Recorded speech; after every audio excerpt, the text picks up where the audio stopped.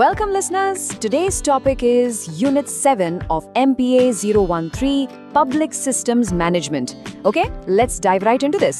आज के इस एक्सप्लेनर में हम बात करेंगे स्टेट क्राफ्ट के इवोल्यूशन की, मतलब कैसे हम पुराने ट्रेडिशनल गवर्नमेंट के ढांचे से निकलकर आज के मॉडर्न गवर्नेंस की तरफ बढ़ गए हैं। जरा सोचिए, पिछले कुछ दशकों में ग्लोबलाइजेशन, मार्केट फोर्सेस और हम नागरिकों की बढ़ती उम्मीदों ने शासन करने का तरीका पूरी तरह से बदल कर रख दिया है। ट्रेडिशनल सरकारें अब अकेले सब कुछ हैंडल नहीं कर सकती, राइट?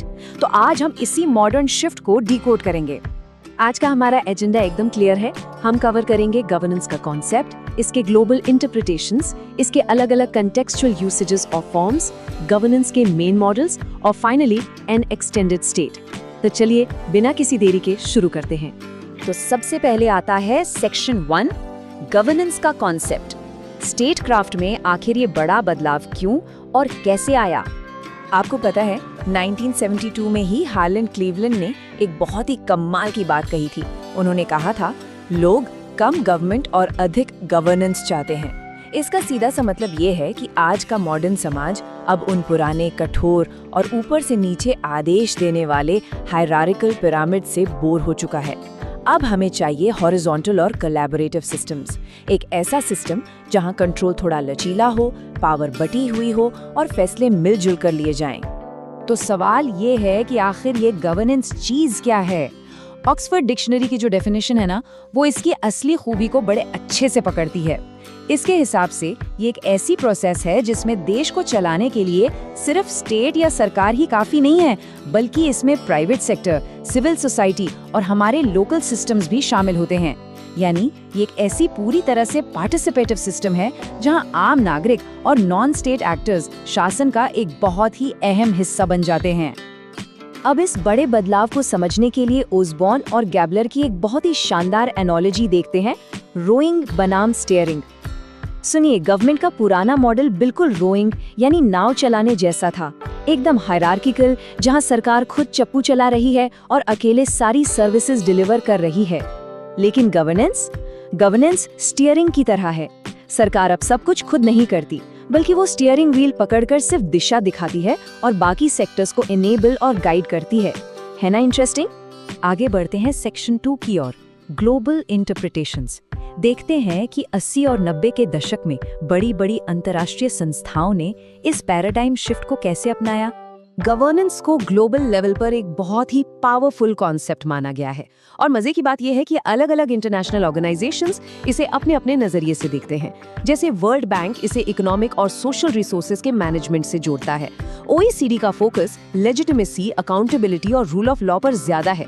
UNDP ट्रांसपेरेंसी और कंसेंसस को इम्पोर्टेंस देता है और यूनेस्को इसे आम भलाई और डेमोक्रेटिक गवर्नेंस से जोड़कर देखता है।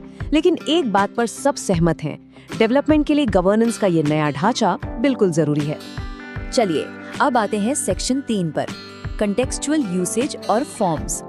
गवर्नेंस के कई रूप हैं, तो आइए इन्हें जल्दी से डिकोड करते हैं। गवर्नेंस शब्द का इस्तेमाल कई अलग अलग कॉन्टेक्स्ट में होता है, जैसे minimal state, corporate governance, new public management या फिर जिसे हम अक्सर गुड गवर्नेंस कहते हैं। इसका एक बहुत ही प्रैक्टिकल और बढ़िया उदाहरण है सेल्फ ऑर्गेनाइजिंग नेटवर्क्स। दिल्ली का भागीदारी प्रोजेक्ट याद है? वो इसी का एक परफेक्ट एग्जाम्पल है, जहां सरकार, पुलिस और रेजिडेंट वेलफेयर एसोसिएशन आपस में मिलकर एक ऑटोनमस नेटवर्क की तरह काम करते हैं। अगर हम ब्रॉडली देखें तो गवर्नेंस के 3 मेन फॉर्म्स निकल कर आते हैं, पॉलिटिकल, इकोनॉमिक और सोशल। पॉलिटिकल गवर्नेंस का मतलब है स्टेट की पावर का पूरी तरह से पुनर्गठन करना। इकोनॉमिक गवर्नेंस में फोकस होता है मार्केट्स और नेटवर्क्स के बीच कोऑर्डिनेशन बिठाने पर। और सोशल गवर्नेंस, यहाँ आज के हमारे कॉम्प्लेक्स समाज में एक इंटरैक्टिव तरीके से शासन चलाया जाता है। मतलब सिर्फ ऊपर से नीचे तक ऑर्डर पास नहीं होते, बल्कि ये एक 2 वे ट्रैफिक की तरह काम करता है। अब बात करते हैं सेक्शन 4 की, गवर्नेंस के मॉडल्स। आइए देखते हैं कि असल में सरकारें कौन कौन से स्पेसिफिक फ्रेमवर्क्स का इस्तेमाल करती हैं। स्क्रीन पर दिख रहे इन 2 सेंट्रलाइज्ड मॉडल्स को जरा ध्यान से देखिए। पहला है हायरार्की मॉडल, जो पूरी तरह से सेंट्रलाइज्ड कंट्रोल, ब्यूरोक्रेसी और प्रेडिक्टेबिलिटी पर टिका है। इसमें बदलाव बहुत ही धीरे धीरे होता है। इसके ठीक बगल में है रैशनल गोल मॉडल। ये भी सेंट्रलाइज्ड है, लेकिन इसका फोकस कुछ अलग है। ये मैक्सिमम आउटपुट और एफिशिएंसी पर जोर देता है, जहां इंसेंटिव्स देकर काम करवाया जाता है। और अब बात करते हैं डिसेंट्रलाइज्ड मॉडल्स की। यहाँ एक बहुत ही दिलचस्प कंट्रास्ट है। ओपन सिस्टम्स मॉडल एकदम फ्लूइड और रिस्पॉन्सिव होता है। नई इन्फॉर्मेशन मिली और इसने तुरंत खुद को ढाल लिया। वहीं दूसरी तरफ है सेल्फ गवर्नेंस मॉडल। ये सीधी तौर पर नागरिकों और सिविल सोसाइटी के साथ पार्टनरशिप बनाकर काम करता है। इसमें हम नागरिक सिर्फ सर्विस यूज करने वाले कंज्यूमर्स नहीं रह जाते, बल्कि हम सिस्टम के को प्रोड्यूसर्स बन जाते हैं। अब यहाँ एक जरूरी बात समझनी है, कोई भी एक सिंगल मॉडल अपने आप में एकदम परफेक्ट नहीं होता। आज की मॉडर्न लिबरल डेमोक्रेसीज किसी एक ढांचे पर आंख बंद करके भरोसा नहीं कर सकती। क्यों? क्योंकि हर मॉडल के अपने प्लस और माइनस पॉइंट्स होते हैं। तो सबसे बेस्ट सोल्यूशन क्या है? एक हाइब्रिड अप्रोच। बेहतरीन और एकदम कुशल गवर्नेंस के लिए इन सभी मॉडल्स का एक सही मिक्सचर तैयार करना पड़ता है।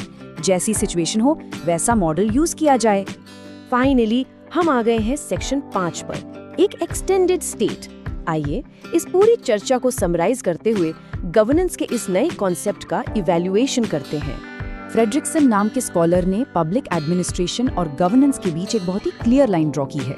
उनके हिसाब से मॉडर्न गवर्नेंस सिर्फ गवर्नमेंट के अंदर का एडमिनिस्ट्रेशन नहीं है, बल्कि ये एक एक्सटेंडेड स्टेट को मैनेज करने का तरीका है। इस थ्योरी के 3 मेन पिलर्स हैं। पहला, अलग अलग ज्यूरिसडिक्शन या संस्थाओं के बीच का कोऑर्डिनेशन। दूसरा, थर्ड पार्टी गवर्नेंस, मतलब जहां कॉन्ट्रैक्ट्स और नॉन प्रॉफिट्स काम करते हैं। और तीसरा, पब्लिक नॉन गवर्नमेंटल गवर्नेंस, मतलब स्टेट अब पहले से बहुत बड़ा और फैला हुआ हो गया है। तो इस पूरे एक्सप्लेनर को खत्म करने से पहले आपके सोचने के लिए एक बहुत ही अहम सवाल छोड़कर जा रहा हूँ।